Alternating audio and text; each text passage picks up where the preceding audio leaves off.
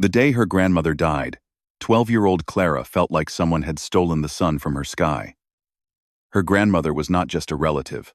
She was her best friend, her storyteller, her safe place in a world that often felt too loud and too fast. They used to sit together on the small balcony of her grandmother's house, drinking tea that was always too sweet, listening to old songs on a radio that barely worked. Her grandmother would hum along, her wrinkled hands tapping gently on her knee, and Clara would close her eyes and feel like everything in the world was exactly where it should be. But now, that world was gone. The funeral was small, the tears were heavy, and when it was all over, Clara's family went to her grandmother's house to sort through her belongings. It was a tiny place, filled with memories tucked into every corner, old photographs on the walls, a collection of teacups that her grandmother never used but always loved. And in the corner of the living room, covered with a faded cloth, stood an old upright piano. Clara had seen it many times before, but her grandmother never played it. When she once asked about it, her grandmother simply smiled and said it belonged to a time she did not like to talk about. Clara never pushed. She understood that some memories were too painful to share. But now, standing in that quiet room with her parents discussing what to keep and what to sell, Clara walked over to the piano and lifted the cloth. The wood was scratched in places. Some of the keys had turned yellow with age. When she pressed one, the sound that came out was slightly off, like a voice that had not spoken in years. But there was something beautiful about it, something that made her heart feel both heavy and light at the same time. Her father looked at the piano and shook his head. They lived in a small apartment. There was no space for something so big. And besides, no one in the family knew how to play. It made more sense to sell it. But when Clara heard those words, something inside her broke. She did not cry. She did not argue. She simply looked at her father, with eyes that said more than words ever could. And somehow, he understood. 2 weeks later, the piano was in their apartment. It took up almost half the living room. Her mother was not happy about it, but she did not say much. She knew what that piano meant to Clara. It was the last piece of her grandmother, the last thing she could hold on to. At first, Clara did not know what to do with it. She would sit on the small bench and stare at the keys, like they were a puzzle she could not solve. She did not know how to read music. She did not know the names of the notes. She did not even know how to sit properly. But she wanted to learn. More than anything, she wanted to make that piano sing again. Her family did not have money for lessons. Her father worked long hours at a factory, and her mother cleaned houses during the day. There was barely enough for rent and food. Paying someone to teach Clara how to play was not possible. But Clara was not the kind of girl who gave up easily. If she could not have a teacher, she would find another way. She started with the internet. On an old laptop that her school had given her for homework, she searched for free piano tutorials. There were so many videos, so many people teaching different things, that at first, she felt completely lost. But slowly, she began to understand. She learned where middle C was.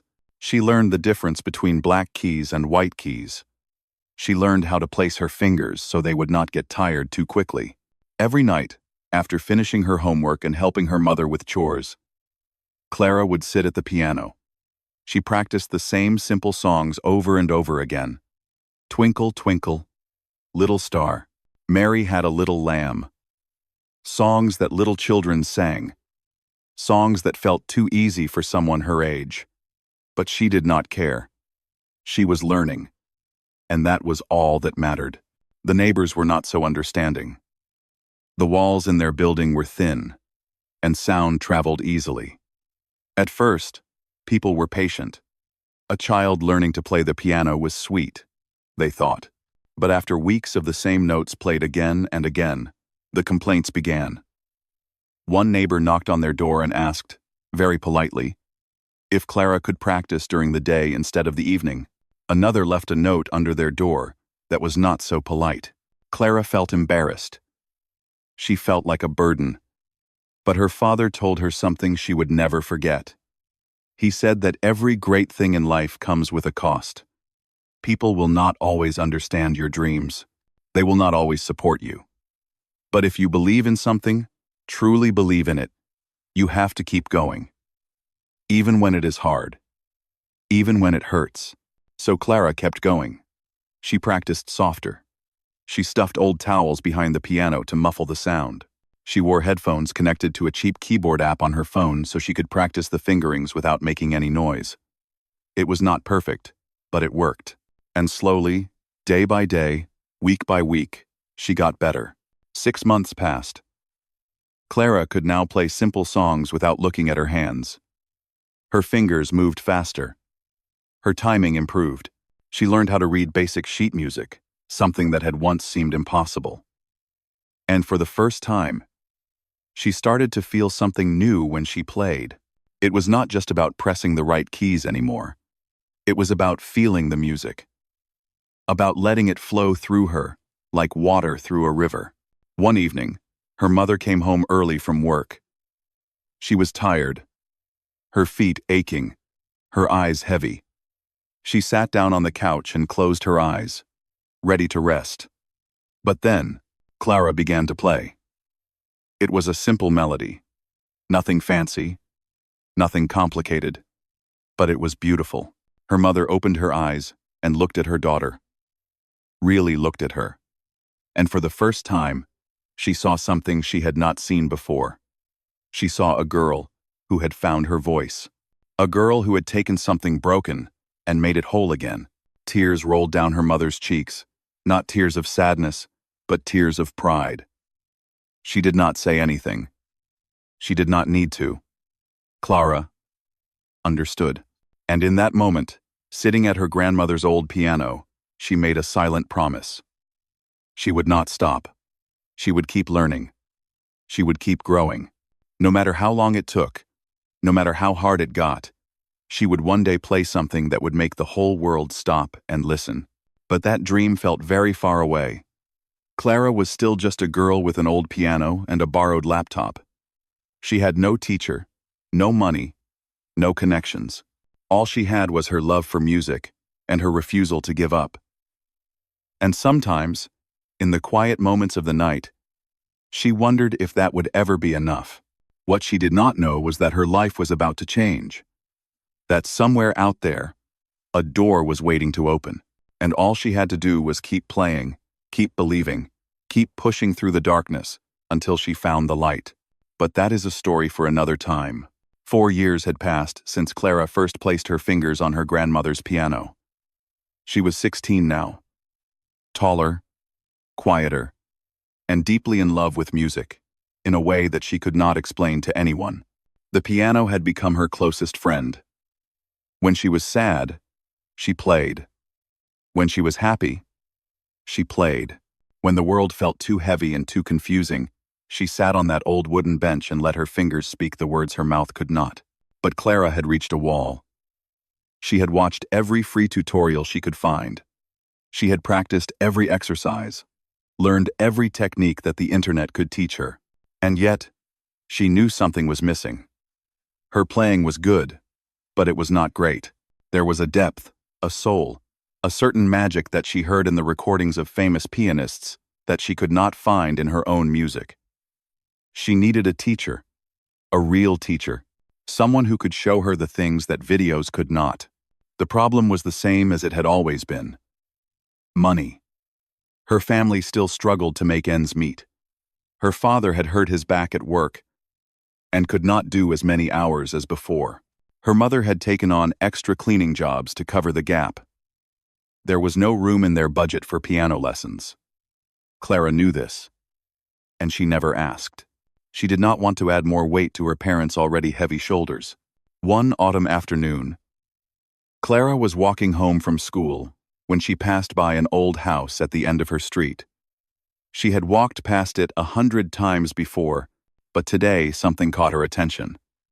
Through the open window, she heard music. Not just any music. Piano music. The kind that made you stop breathing for a moment. The kind that wrapped around your heart and squeezed it gently. She stood on the sidewalk, frozen, listening. The piece was complex and beautiful, full of emotions she could not name. When it ended, she felt like waking up from a dream. She wanted to hear more. She needed to know who was playing. Over the next few days, Clara did some quiet research. She asked neighbors. She searched online. And finally, she found her answer. The man who lived in that house was named Mr. William Porter. He was 73 years old, a retired concert pianist who had once performed in some of the greatest halls in the world. He had moved to this small town after his wife passed away, seeking peace and quiet. And according to a few old newspaper articles, he sometimes gave private lessons to students. Very expensive private lessons. Clara's heart sank when she read the price. It was more than her family earned in a month. There was no way she could afford it. But the thought of that music, of what she could learn from someone like Mr. Porter, would not leave her mind. She thought about it during class. She thought about it while eating dinner. She thought about it before falling asleep. And one night, lying in bed and staring at the ceiling, an idea came to her. It was a crazy idea. Maybe even a foolish one. But Clara had learned a long time ago that sometimes the craziest ideas were the only ones worth trying. The next Saturday morning, she put on her cleanest clothes, took a deep breath, and knocked on Mr. Porter's door. A long moment passed. Then the door opened, and there he was. An old man with silver hair and tired eyes, dressed in a simple sweater and trousers. He looked at her with a mixture of curiosity and suspicion. Clara introduced herself. She told him she lived down the street. She told him she had heard him play through his window. And then, before she could lose her courage, she told him her idea. She could not pay for lessons, but she could work. She could clean his house. She could organize his things. She could run errands, do grocery shopping, anything he needed. In exchange, all she asked for was 30 minutes of his time each week, 30 minutes to learn from him. Mr. Porter did not answer right away. He studied her face for a long moment, his expression unreadable. Then he asked her a question. Why piano? Why not something easier? Why not give up like so many others did? Clara thought about her grandmother, about the old piano in their tiny apartment, about the years of practicing alone, the complaints from neighbors, the nights when her fingers ached so badly she could barely hold a pencil. And she gave him the only honest answer she had, because the piano was the only thing that made her feel like herself. Because when she played, she was not a poor girl from a small apartment. She was free. She was whole. And she was not ready to let that go. Something shifted in Mr. Porter's eyes. He was quiet for a moment, then he stepped aside and opened the door wider. He told her to come in. That was how it began. Every Saturday, Clara arrived at Mr. Porter's house at exactly 9 in the morning. For 2 hours, she cleaned. She dusted his shelves, mopped his floors, organized his mountains of old sheet music. Mr. Porter was not an easy man to work for. He was particular about everything. The books had to be arranged by composer. The piano had to be wiped with a specific cloth. The windows had to be cleaned until there was not a single streak left. But Clara did not complain. She did everything he asked, and she did it well. And when the cleaning was done, she got her reward.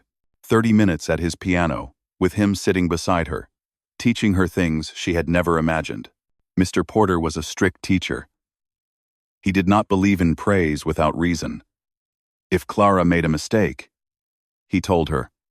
If her posture was wrong, he corrected her. If her timing was off by even a fraction of a second, he made her start over.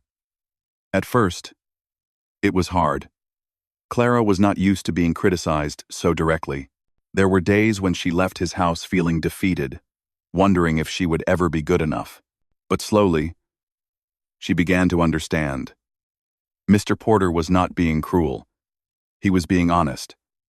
He saw potential in her, real potential, and he refused to let her waste it. Every correction was a gift. Every harsh word was a lesson. And bit by bit, Clara started to improve in ways she had never thought possible. She learned about dynamics, about how to make a soft note feel like a whisper and a loud note feel like a storm. She learned about phrasing, about how to shape a melody so it told a story. She learned about the history of the pieces she played, about the composers who wrote them, and the emotions they were trying to express. Music was not just sound, Mr. Porter told her. It was language, and if she wanted to speak it fluently, she had to understand every word. 2 years passed. Clara turned 18. She had cleaned Mr. Porter's house over 100 times. She had organized more sheet music than she could count. And she had grown from a girl who played simple tunes into a young woman who could tackle some of the most challenging pieces in the classical world. But more than her skills, something else had changed. Clara had found confidence. She no longer saw herself as just a poor girl with a borrowed dream. She saw herself as a musician, someone with something real to offer the world. Mr. Porter noticed the change too. One afternoon, after she finished playing a particularly difficult piece, he did something he had never done before. He smiled. A small, quiet smile, but a smile nonetheless. And he told her something that she would carry with her for the rest of her life. He said that talent was common, but dedication was rare, and she had more dedication than any student he had ever taught. Clara walked home that day with tears in her eyes, not because she was sad, but because she finally felt seen. After all those years of struggling alone, someone believed in her. Someone thought she was worth something. She did not know that her biggest test was still ahead. That soon, everything she had worked for would be put on the line, and that the rejection waiting for her would nearly destroy everything she had built. But that painful chapter was yet to come. The letter arrived on a Tuesday morning. Clara had been waiting for it for 3 weeks, checking the mailbox every single day, her heart jumping each time she saw the postman walking down the street. This was the letter that would decide her future.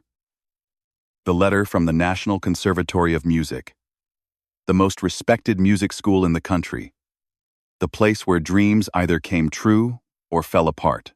Clara had auditioned 1 month earlier. It was the biggest moment of her life. She had taken a bus for 6 hours to reach the city where the auditions were held. She had worn a dress that her mother had spent 2 weeks saving up to buy. And she had played a Chopin nocturne, the same piece she had practiced over 1,000 times under Mr. Porter's watchful eye. Every note was perfect. Every transition was smooth. She had played without a single mistake. When she finished, the judges had nodded politely and thanked her for coming. Their faces gave nothing away. Clara had walked out of that audition room, feeling both hopeful and terrified. She had done her best. Now all she could do was wait, and now the wait was over. The envelope was thin. Clara's hands trembled as she tore it open. Her eyes scanned the words quickly, searching for the answer she so desperately needed. And then she found it. A single sentence that changed everything. "We regret to inform you that your application has not been successful." Clara read the sentence 3 times, hoping that somehow the words would rearrange themselves into something different. But they did not. She kept reading. The letter was polite. It thanked her for her participation. It praised her technical ability. But then came the part that cut deeper than any knife ever could. While your performance demonstrated considerable technical proficiency, the committee felt that it lacked the emotional depth and artistic maturity required for admission to our program. Emotional depth, artistic maturity. Clara did not understand. She had played every note perfectly. She had practiced until her fingers bled. She had given everything she had. How could that not be enough? What more did they want from her? She did not cry. Not at first. She simply stood there in the hallway of her apartment building, holding the letter, feeling like the ground beneath her feet had suddenly disappeared. All those years of work, all those sacrifices, all those early mornings and late nights. And in the end, it meant nothing. She was not good enough. She would never be good enough. When she finally made it inside the apartment, her mother was in the kitchen making breakfast. She took one look at Clara's face and knew. She did not ask questions. She simply walked over and wrapped her arms around her daughter. And that was when Clara broke. The tears came like a flood. Months and years of pressure finally releasing all at once. She cried until she had nothing left. The days that followed were the darkest of Clara's life. She stopped practicing. She could not even look at the piano without feeling sick. Every time she saw those keys, she heard the words from the letter echoing in her head. Lacks emotional depth. Lacks emotional depth. It played on repeat like a broken record, tormenting her day and night. Mr. Porter called several times. He left messages asking where she was, why she had missed their Saturday sessions. Clara did not answer. She could not face him. She felt like she had let him down. He had spent 2 years teaching her, believing in her. And she had failed. She was not the student he thought she was. She was just a girl pretending to be something she was not. 1 month passed, then 2. Clara stopped listening to music altogether. She packed away all her sheet music and shoved it under her bed. She told her parents she was done. The dream was over. It was time to be realistic. Time to grow up. She got a job at a grocery store a few blocks from her apartment. It was simple work. Stacking shelves, scanning items, bagging groceries. The pay was not much, but it was something. She worked long hours, filling her days with tasks that required no thought, no feeling, no passion. It was easier that way. If she kept herself busy enough, she did not have to think about what she had lost. Her coworkers were nice enough. They made small talk during breaks. They complained about customers and laughed at silly jokes. Clara smiled and nodded along. But inside, she felt hollow. Like someone had reached into her chest and scooped out everything that made her who she was. She was just going through the motions now. Existing, but not really living. 6 months passed. Winter turned to spring. The piano in the apartment gathered dust. Clara's mother would sometimes look at it with sad eyes, but she never said anything. She knew her daughter was hurting. She knew that pushing would only make it worse. So, she waited. And she hoped. One evening, Clara came home from work exhausted. Her feet ached. Her back was sore. It had been a long day, full of difficult customers and heavy boxes. All she wanted to do was eat something and go to sleep. But when she opened the door to the apartment, she stopped. Her mother was sitting on the couch, holding something in her hands. It was an old photograph. Clara recognized it immediately. It was a picture of her grandmother, taken many years ago, sitting at the same piano that now stood silent in their living room. Her grandmother was young in the photo, maybe in her 20s, with bright eyes and a soft smile. Her hands were resting on the keys, frozen in a moment of joy. Clara had never seen this picture before. She asked her mother where she found it. Her mother said it had been tucked inside one of the boxes from her grandmother's house. She had discovered it while cleaning and thought Clara should have it. Clara took the photograph and studied it closely. She looked at her grandmother's face, at the happiness radiating from her eyes, and suddenly, she remembered something. A conversation they had once had, years ago, sitting on that little balcony with tea that was too sweet. Her grandmother had told her that life would break her heart many times. That was just how life worked. But the people who found true happiness were not the ones who avoided heartbreak. They were the ones who kept going anyway. Who picked up the broken pieces and built something new. Something stronger. Clara had not understood those words back then. But standing in her apartment, holding that photograph, she finally did. She walked over to the piano. Her hands were shaking. She sat down on the bench, the same bench she had avoided for 6 months. She lifted the cover from the keys. They were dusty. neglected, just like her. She placed her fingers on the keys. She did not play anything complicated, just a simple chord. Then another.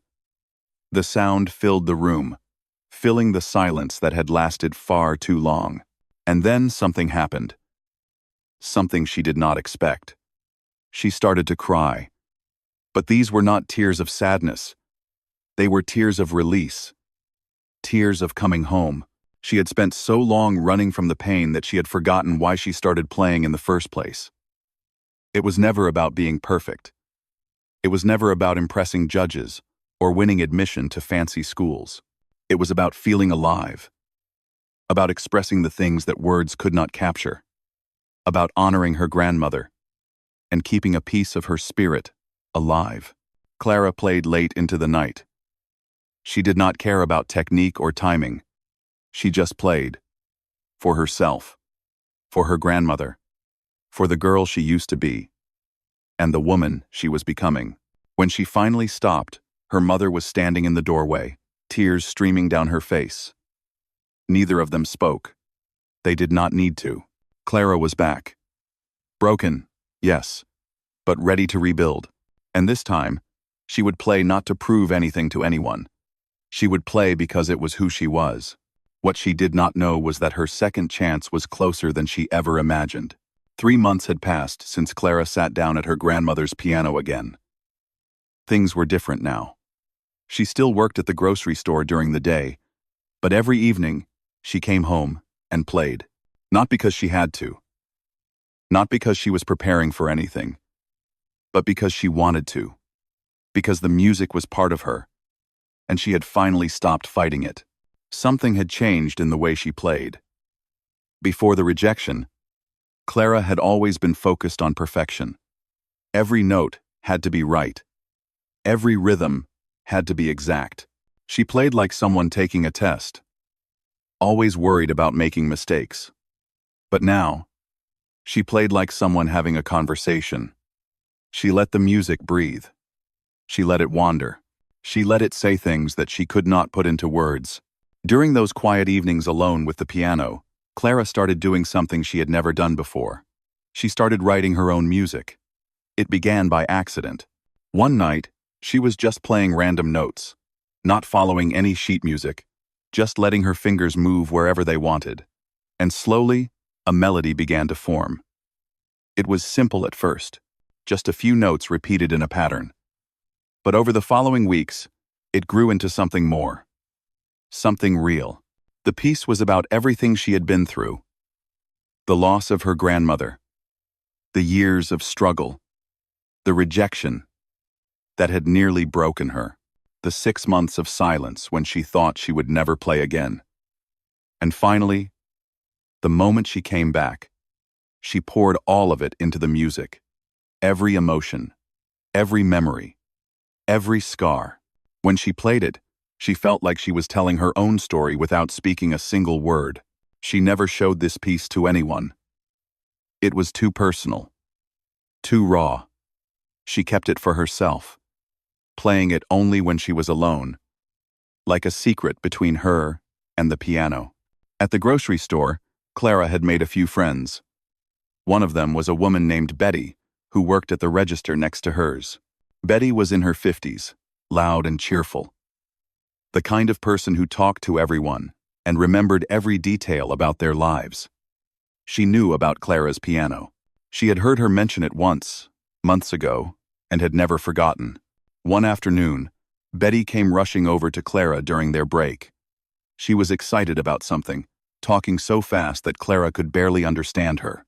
A community center downtown was organizing a charity fundraiser for families in need. There was going to be food, music, and a small concert. But the pianist who was supposed to perform had just canceled. They were desperate to find a replacement. Clara immediately said no. She had not performed in front of anyone since her audition over a year ago.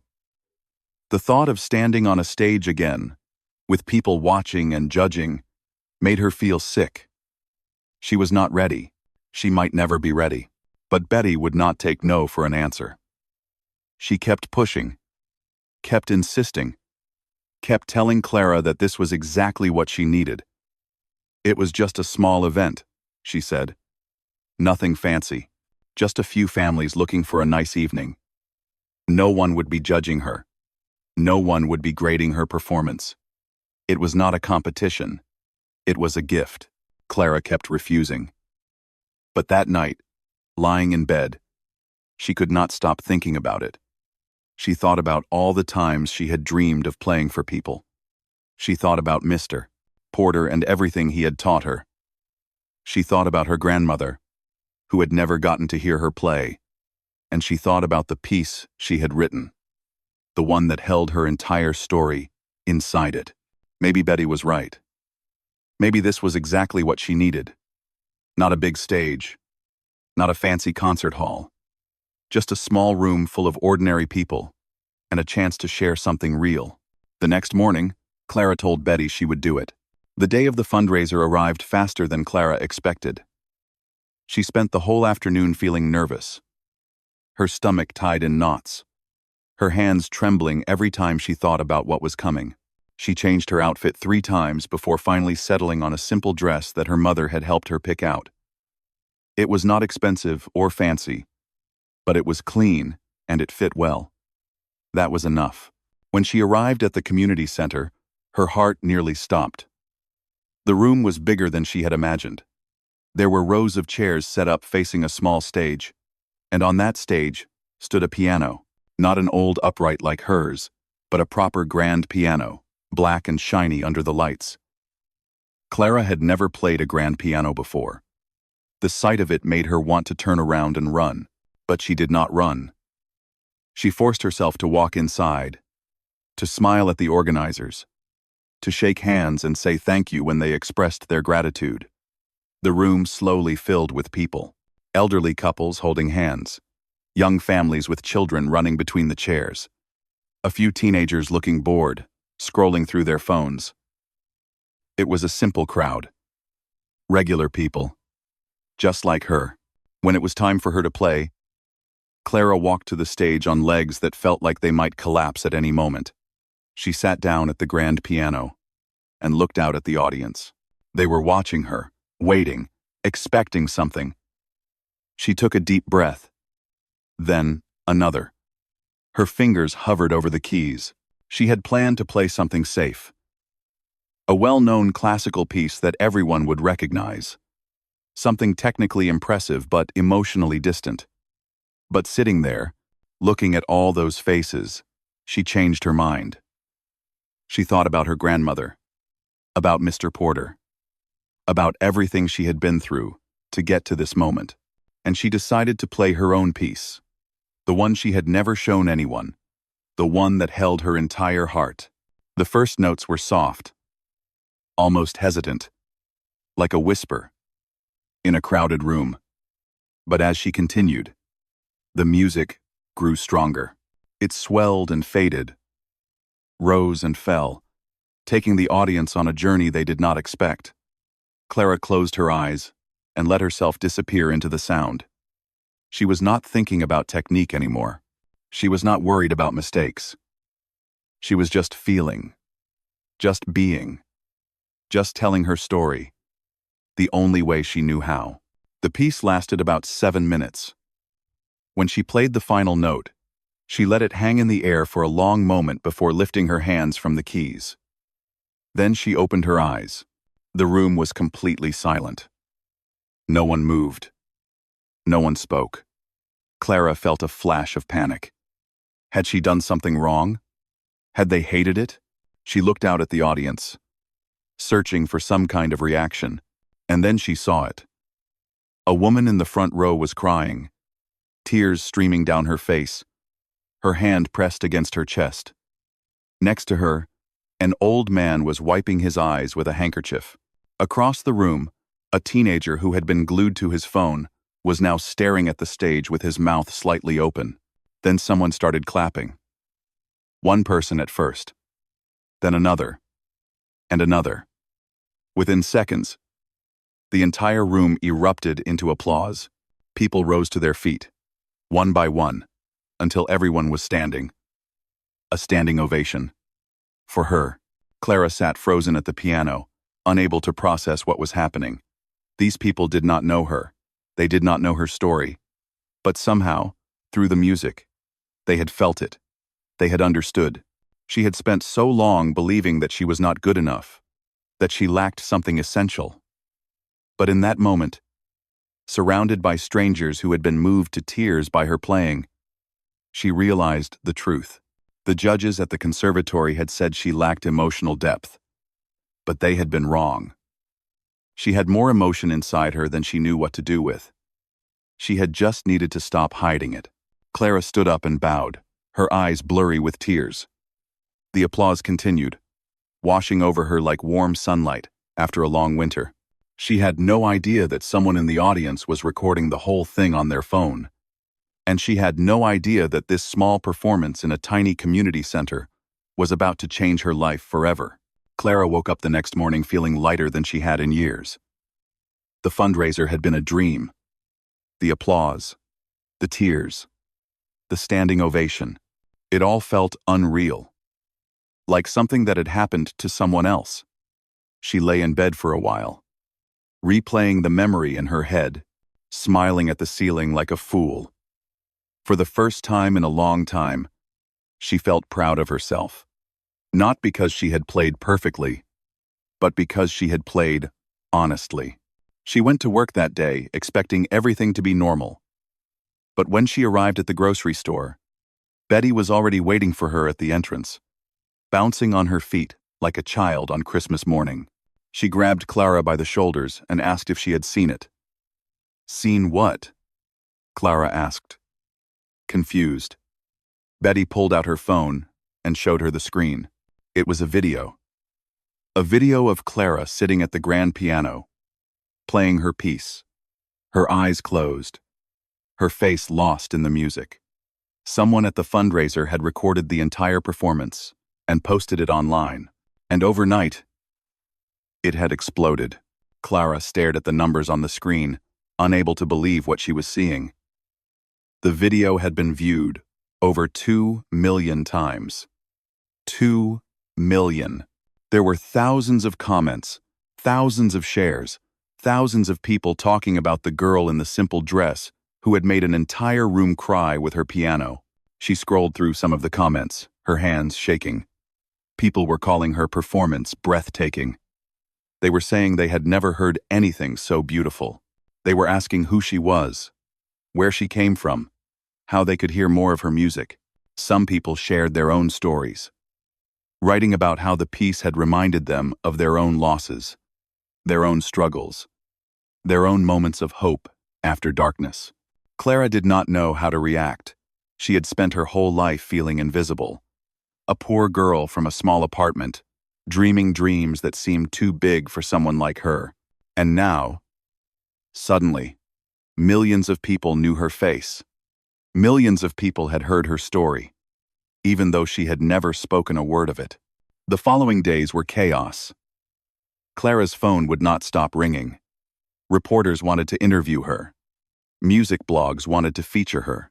Strangers on the internet were trying to find out everything they could about her life. It was overwhelming. She was just a girl who worked at a grocery store. She did not know how to handle any of this. But the messages that mattered most were not from reporters or bloggers. They were from music schools, real, prestigious institutions that she had only ever dreamed about. They had seen the video. They had heard her play, and they wanted her.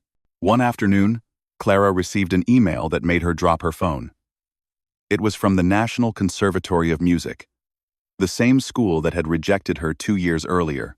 The same school that had told her she lacked emotional depth. They were offering her a full scholarship. They said her performance at the fundraiser had demonstrated exactly the kind of artistic maturity they looked for in their students. They wanted to meet her. They wanted to welcome her into their program. Clara read the email 5 times before she believed it was real. The school that had broken her heart was now opening its doors to her. It felt like a cruel joke, but it also felt like justice. Like the universe was finally admitting it had made a mistake. She did not respond right away. She needed time to think, She needed to talk to someone who would understand, and there was only one person she wanted to call. Mr. Porter answered on the third ring. His voice was the same as always. Calm, steady, slightly gruff. Clara apologized for disappearing.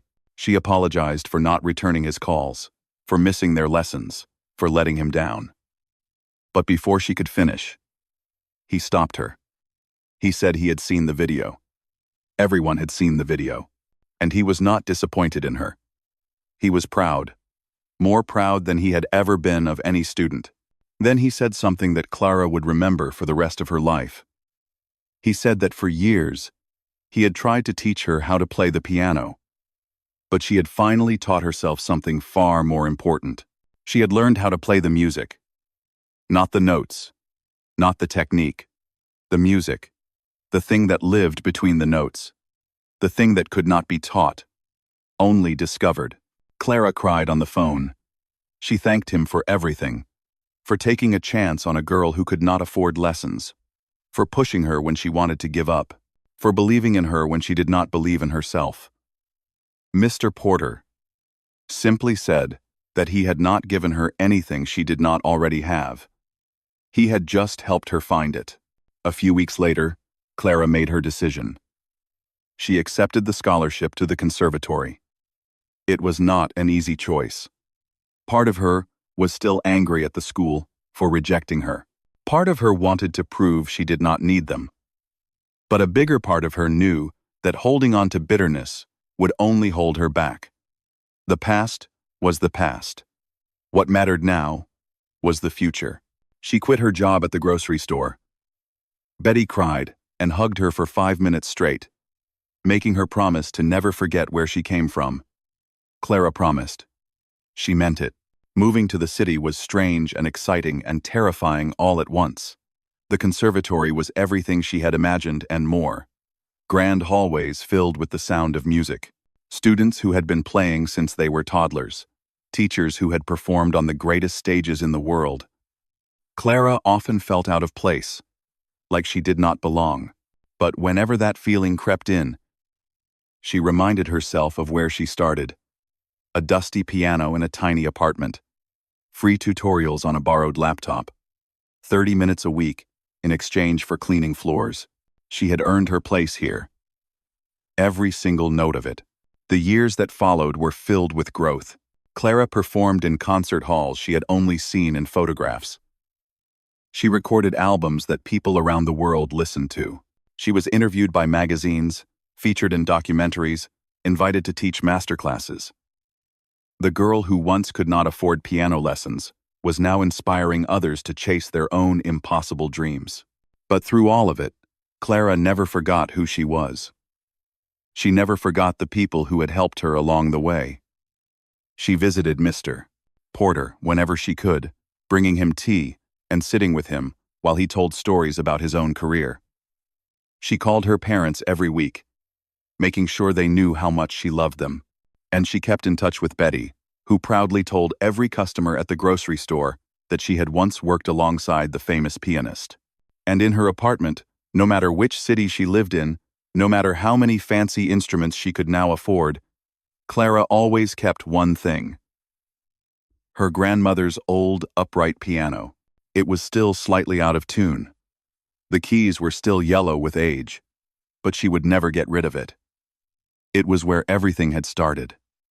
It was the heart of her story. Sometimes, late at night, when the world was quiet and she was alone, Clara would sit at that old piano and play. Not for an audience. Not for a recording. Just for herself. Just for her grandmother. Just for the 12-year-old girl who had once pressed her fingers to those keys and dared to dream of something more. She would close her eyes and let the music flow through her. And in those moments, she understood something beautiful. Masterpieces were not born from talent alone.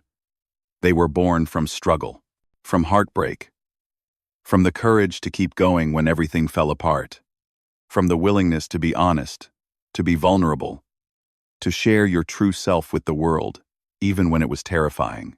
Clara had gone from easy notes to masterpiece. Not because she was special, but because she refused to give up.